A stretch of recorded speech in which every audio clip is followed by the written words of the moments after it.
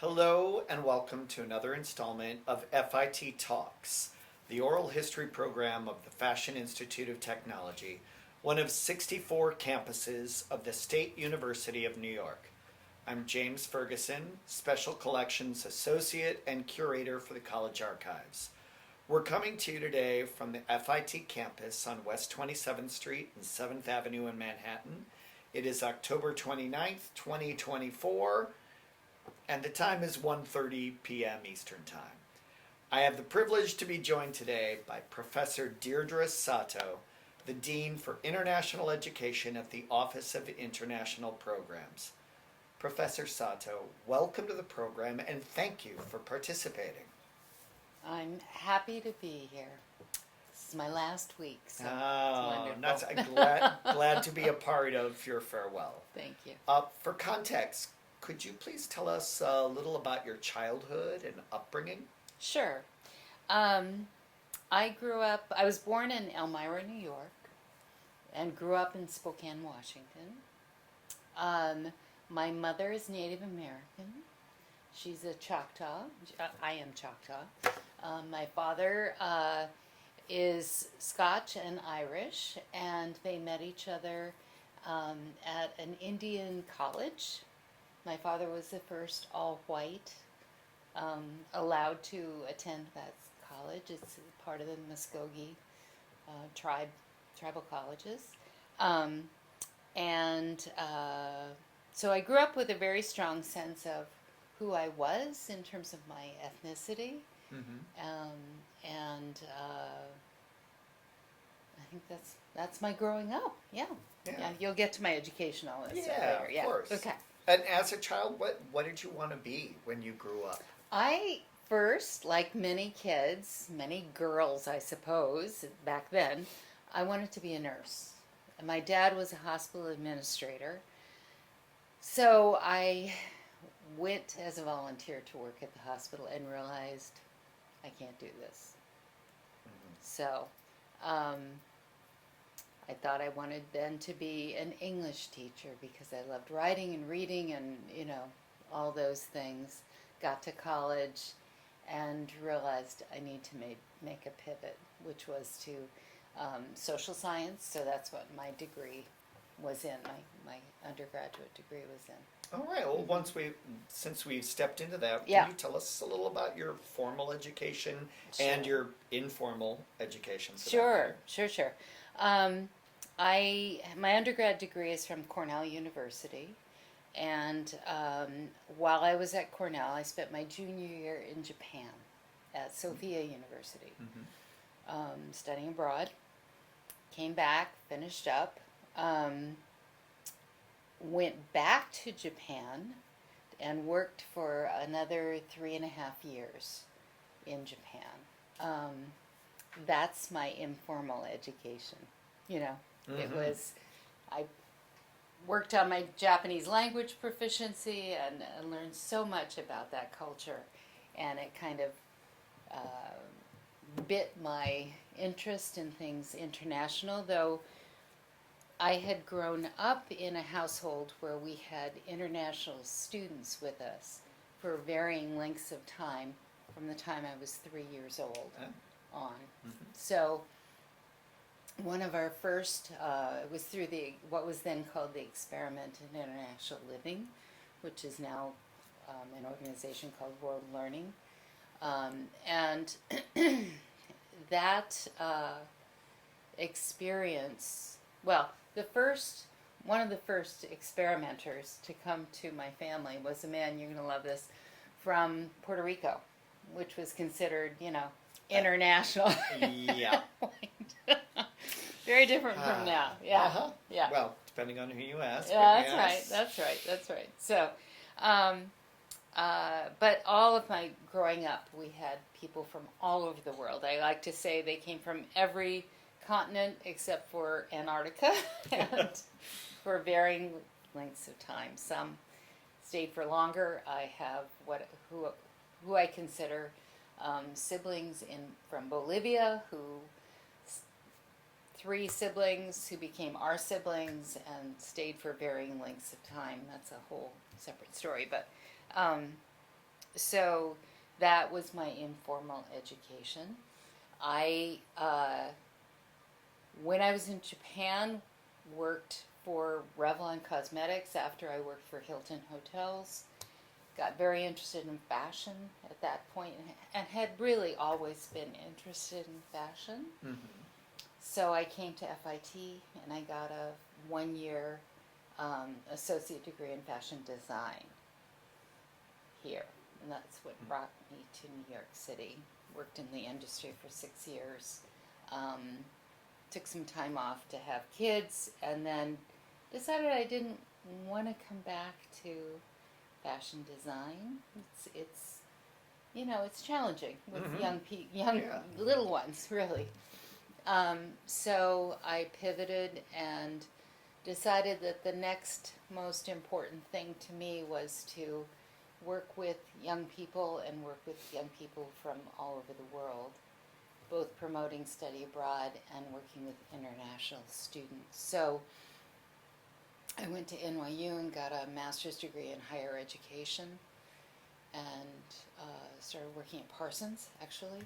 Mm-hmm. Was there for 6 years, then was at Pace for a couple of years, then moved to Purchase College, again working with students in the arts, makes perfect sense, I think, for me and my Mm-hmm. background.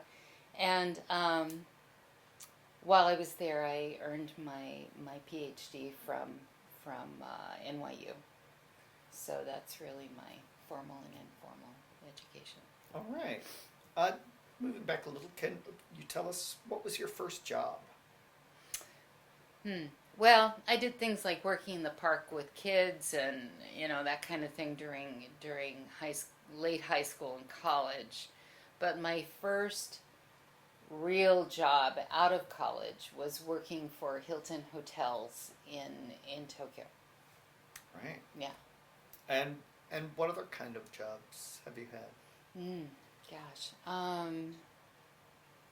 I worked for Revlon Cosmetics doing promotions again in Japan. Traveled the whole country. Did all kinds of things with them. Little modeling with them as well. In more informal kinds of things with Mhm. them in terms of the modeling part of it. Worked in the industry, worked with small companies, as one sort of builds up their resume and gets more and more experience. My longest stint was with a company called Joseph LeBon, which did blouses, shirts, and sweaters, I will say. So I worked with them for 3 years. And then after that, it was really, other than just incidental stuff to help friends and so on, I was at Josie Nattori for a short time and so on. Had my own entrepreneur company, my own label. Wow. Yeah. But not enough capital, so that didn't last too long. Yeah. Common Mhm. problem. Good press, not so much for the money coming Yeah. in. So anyway, jobs. Then I went to grad school, and I think out of grad school, my first job was at Parsons Right. Okay. in international education. I was director of international and intercultural education. All right. Yeah. Okay. So Yeah. you've sort of laid some of the groundwork there in the series of pivots, but is there anything you'd like to say about how you decided on your career or how it decided on you? I mean, no, I think I've given it Yeah. to you. It Yep. came from a lifetime, really, Yeah. of working with international people. I was married to a Japanese man for 37 years. Mm-hmm. It's just been part of my life. Sure. And yeah, my life and my love of people. Yeah. Yeah. Yeah. Okay. Mhm. Would you like to say anything more about how you came to work for FIT? Yes, because it's a real FIT story. And I told this story yesterday at my Oh, great. retirement party. Again, though some people have heard it before. Erica Rohrbach, who was director of International Student Services, was a friend in SUNY because I worked for SUNY at Purchase College for 15 years. Erica was an old friend, well before FIT, and I was sitting next to her at a SUNY meeting in Albany, and she said, "Wow, Deirdre, I just got the notification that the job for Dean for International Education is open. I think I'm going to apply for that job." And I thought, I had been contemplating making a move from Purchase. Mm-hmm. I had my PhD at that point, and I thought to myself, well, if Erica's applying for that job, I'm not applying for that job because, she's awesome, so I'm just not going to do that. Fast forward to about 3 months later, I'm sitting at my desk at Purchase, and the phone rings, and it's Erica, and she says, "Dee, I'm on the search committee for the Dean for International Education. I don't see your name in here."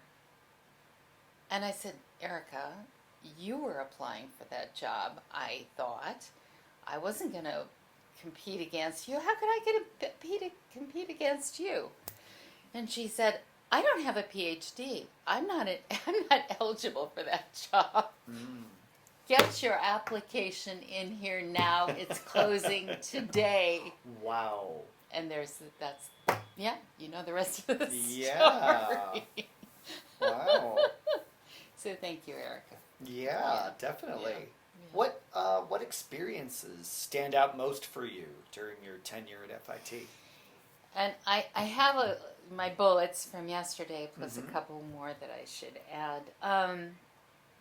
A funny story happened during my first month at FIT, and with lots of people to meet and a ton of new acronyms to learn and buildings that I don't remember very well to have to learn to negotiate and so on. I was walking into the Great Hall, and this young woman is walking in with me, and I said to her, "I know I met you. I'm so sorry. I can't remember what department you're director of."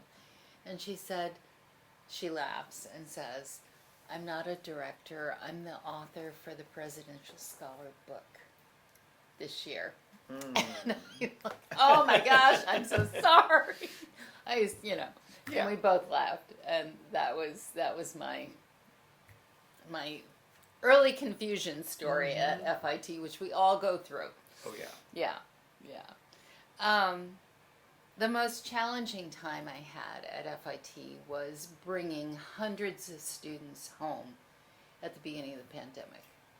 Oh, yeah. And they were all over the world. We worked very hard in Italy because SUNY asked us, FIT, to coordinate all the operations for all of the 200 or 300 or 400, whatever it was, because we had over 200 students in Italy. Right, the Polymoda. Polymota and Polytecnico di Milano. Mm-hmm. And getting all the students home to Rome for a airlift, basically, that SUNY coordinated. Within 2 days, I think we did it, or maybe might have been 3. And maybe they went out on the third day because it was announced on a Tuesday, and they were on the flight in the morning. They arrived on Saturday, so yeah. So it was like 3 days to get them on that plane, and all their stuff and all their emotions and everything. It was a 24/7 job. It was nuts. Yeah. And then maybe it was Friday, I can't remember, but we went back on Monday to the airport. So I went out to the airport to meet them all. and I sat down with parents to talk about, what happened. Students, if their parents came to get them, and we had people come in from Kentucky and Minnesota and all over the eastern seaboard to pick up their kids, because if they didn't pick them up, they were going to be sent to Brockport and Stony Brook to be put into quarantine for 2 weeks in isolation, in individual rooms, in dormitories that were not in use. And so we were trying to get as many of them home with mom and dad, right, to quarantine. But it was nuts. It was nuts. Yeah. And then on Monday we went back because the Korean students were coming home, and I had our SUNY Korea faculty meeting the students at the airport, making sure a lot of them came from SUNY Korea, making sure they got on a plane, all of that, and doing it all over again, sitting there with parents, blah, blah, blah, blah, blah, getting them on transportation to go to, wherever. And then Japanese students coming home from Japan as well. That was another group, but they came on commercial flights. There weren't enough of them to bring on these charter Right. flights. But that was nuts. That was really nuts. I never want to repeat that. Yeah. Yeah. Wow. Yeah. Impressive. Yeah. So, yeah. But I was on the phone, on whatever, with my staff in Italy, my staff in Korea, SUNY, our student affairs people, my boss, Jack Oliva at the time. Mm-hmm. It was just a crazy, crazy time. Wow. Yeah, but we did it. We did it. And then FIT shut down, a week later. Yeah. So that was one. That's memorable. Mm-hmm. I would say really wonderful memories are assisting with the development and the opening of FIT programs, and particularly SUNY Korea, because I was here from the beginning of that. And, we have about 175 students there. It's a wonderful operation. It's a wonderful school. We've been through ups and downs and ups again, and it's been terrific. I would say expanding our faculty-led programs. We went from about 10 or 12 to about 30 now. Wow. They don't all run in every year, but that's our assortment.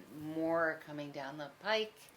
We've expanded the countries that we go to, the kinds of programs, the kinds of majors for whom we have programs or for which we have programs. And we've added exchange partners from all over the world, which has been wonderful under my leadership, I'd say. Yeah. So I would say that's a wonderful thing. I've traveled to Cuba a couple of times with SUNY and to develop a relationship with Cuban universities, which we're seeing the fruits of now. I've traveled to Chile on a grant to develop a relationship with a wonderful school there. It's in textiles, and we have a great summer program, or it's actually a winter program for us, but a program with Chile. It's the DUOC is the name of the school. It's part of the Catholic University system in Chile. I went to Ethiopia with a team of people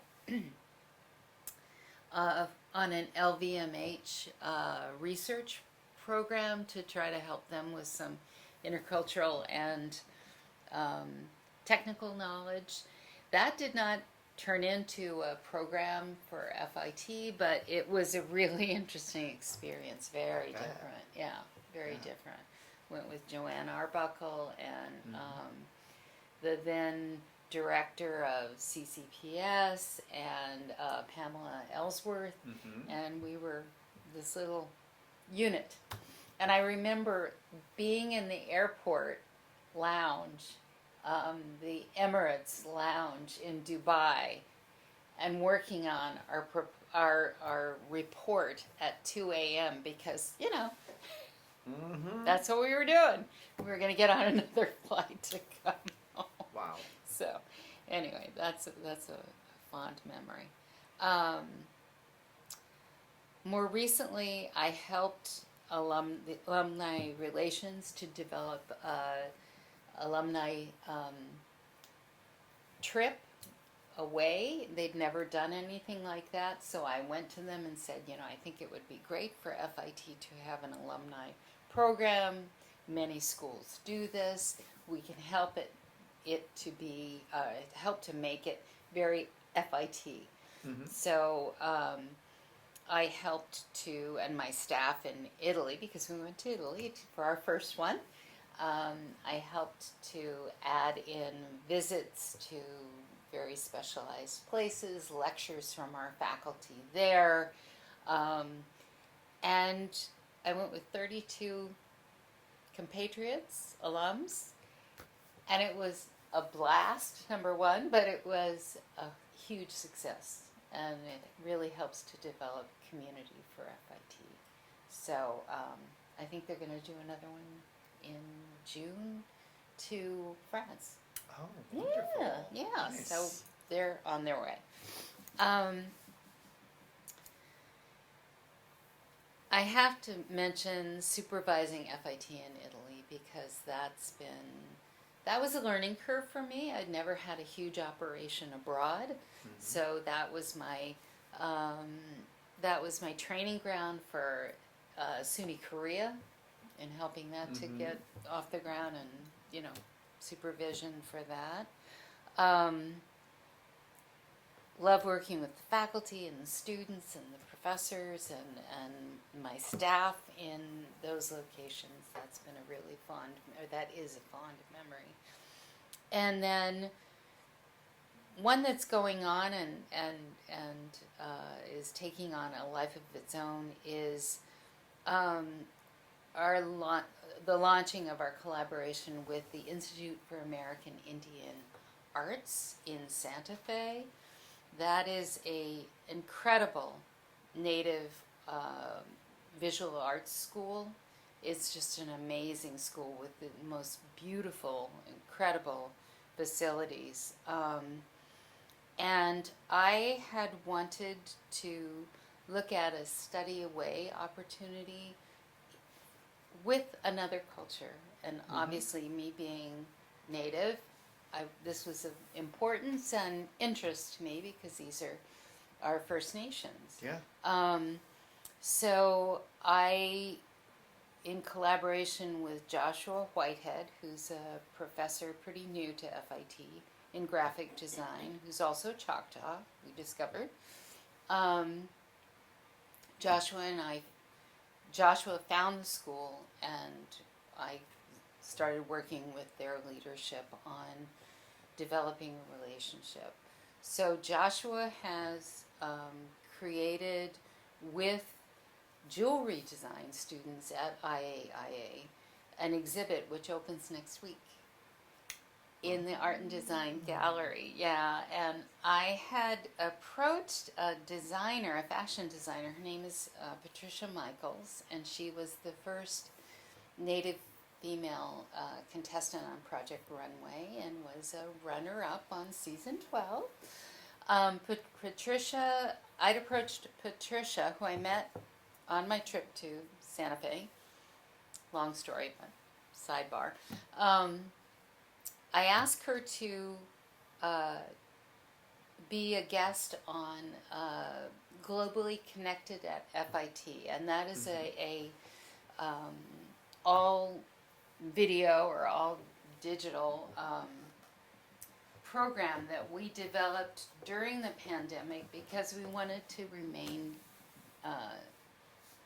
relevant to the conversation, and we weren't sending any students abroad, so we wanted to talk about global connections, global art on the global scene, and so on. So we developed that series that is usually 1 or 2 times a month, And so I asked Patricia if she would come and talk with us. Well, as it ends up, Patricia is doing a residency at IAIA, and we decided to ask her if she would also exhibit in the art and design gallery. So she's got work with textile students, some garments, and that will be in the main gallery, and the jewelry will be in the back enclosed gallery. So that's happening. We're hoping that other things like opportunities for our students to study at IAIA and their students to come here on exchange, and we're hoping things like that will happen as the final steps or next steps, let's put it that way, Yes, sure. to our collaboration. So, That's wonderful. yeah. Wow. So those are memories. That's great. Thank you. Which person would you say has had the most positive influence on your life, and what did they say or do to influence you? My mother. Yeah. She was an amazing person. You know, Native American, came from a family that was in leadership in the tribe, very strong sense of herself, grew up on a farm in rural Oklahoma, and she was a force. And, you know, she always encouraged me to do and be and find my way outside of what might be what was expected of women, because I'm 72, so I was, you know, a little kid growing up in the 60s and went to college in 1970, and, you know, she said, you strive, you do what you want to do, and I did. So I think that grounding in a mother who was a complete believer in independence and a different outlook on the world, you know. And then the one who really said, okay, your dad was in World War II. I worked in an airplane factory during World War II, quit college and did that, right? We want to subscribe to the Fulbright philosophy of believing that if people get to know each other, things like world wars and world conflicts might not, of course we know what's happening today, but might not happen as often as they would otherwise. So we want our kids to understand people from all over the world and all kinds of people, and therefore we got involved in the experiment in international living. You know the rest of that story. Yeah. Yeah. Wow. Yeah. That's So profound. that was my mom. Yeah, that was my mom. My dad too, but my mom really was the driving force on all of that. Right. So yeah. Was there a book or film or other work of art that's really influenced you? Yeah, I tried to think about that, and there are two books that stood out to me that are, you know, they're not. One's a book of wonderful writing and literature. It's called The Red Tent. It's by, you know, this book, Anita Diamant. It really looks at a woman's life cycle, I guess I'd say, you know, going from a child through all kinds of ups and downs and then through old age and experiences with all kinds of people, and you know, it's really biblical based, but interesting book. And I gave it to all of my daughters and daughters-in-law because I felt it was a beautiful book, a beautiful story. Not sweet and wonderful, you know, but yeah. Right. Yeah. It was made into a movie, which I never saw, but anyway, it's the book. All right. And then there's another book, and this is an interesting one because this book was, I think, the common read here.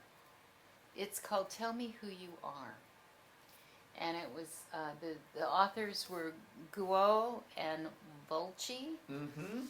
and they came to speak at FIT, but also this book really looks at identity across the United States and how people identify and all that intersectionality Yeah. of who we are and who makes up the U.S. and with all its bumps and warts and everything else, and then the beauty of it too. And that's, you know, my family, my kids are, you know, triracial and they're married to people who are of other races and identities and all kinds of things. One of my children was in the earthquake in Haiti. Yeah, she survived, as did her now husband's family, and you know, all of that is reflected in that book. Tell me who you are. Wow. Yeah. All right. So, yeah. What are your future plans or dreams? Yeah, my future plans. Well, I'm retiring, as you know. Mhm. So, I want to spend more time with my grandchildren. Unfortunately, everybody lives in the New York metro area right now, which is great. I've got 4 grandkids, so I'm looking forward to spending more time with them. They're number 1. My children, obviously, but those little ones are the ones I really want to spend time with. I play the harp. I have, you know, another influence from my mother. I have played the harp since I was a child. I studied during college with the chair of the harp department at Juilliard. And so I've played since I was 9 years old. And I don't have time to practice because I live in Westchester. I have a long commute in. So I'm looking forward to having time to do a lot more practice so I can do more gigs.